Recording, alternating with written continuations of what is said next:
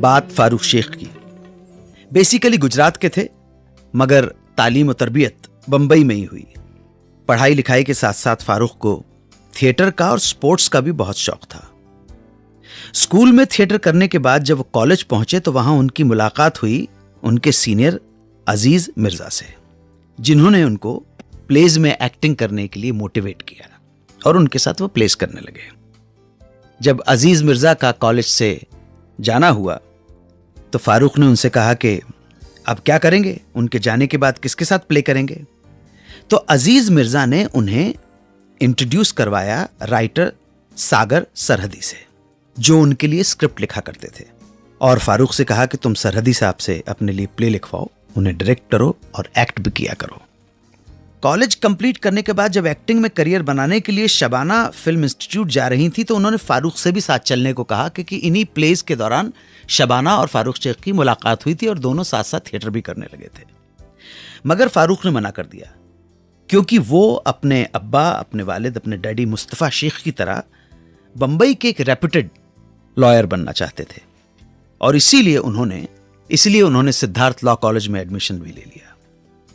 लेकिन जब फारूक लॉ पढ़ते हुए फाइनल ईयर में पहुंचे तब उन्हें लगा कि ये कोर्ट कचहरी अदालत, ये पैंतरेबाजी उनके बस की बात नहीं है, वो कर नहीं पाएंगे।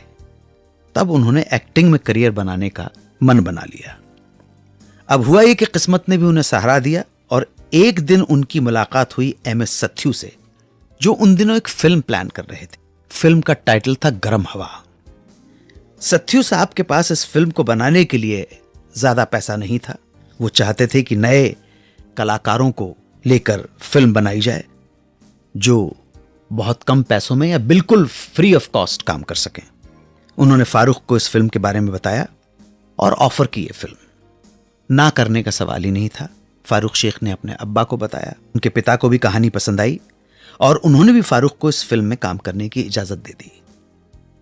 लगा होगा कि बेटा शौकिया तौर पर थिएटर कर रहा है, उसी तरह शौक में फिल्म कर लेगा, लेकिन फिल्म लाइन के चक्कर में नहीं पड़ेगा। लेकिन जो सोचा है वैसा ही हो जाए जरूरी नहीं है। जब गर्म हवा बनकर तैयार हुई, रिलीज हुई, तो फारूक के काम को देखकर उन्हें सत्यजीत रे और मुजफ्फर अली जैसे निर्देशकों ने अपनी फिल्मों में काम का ऑफर दिया। फारूक ने ऑफर्स को एक्सेप्ट कर लिया और धीरे धीरे एक के बाद एक फिल्में उन्हें मिलती गईं और वो वकील की जगह बन गए एक्टर। बहुत सारी फिल्में की, बहुत बेहतरीन काम किया। शतरंज के खिलाड़ी, नूरी, उमराव जान, चश्म बद्दूर, कथा, रंग बिरंगी, माया मेम साहब, लाहौर वगैरह वगैरह।